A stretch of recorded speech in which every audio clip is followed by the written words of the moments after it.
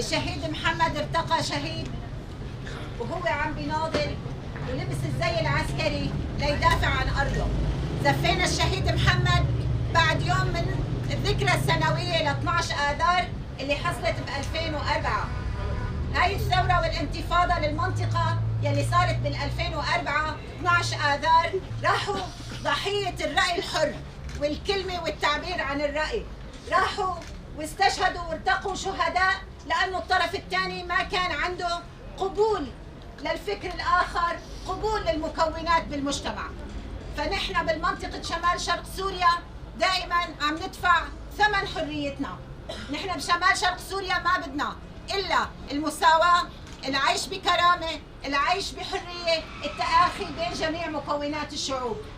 نعمل بالرأي نعمل نتيجة يا شهيد.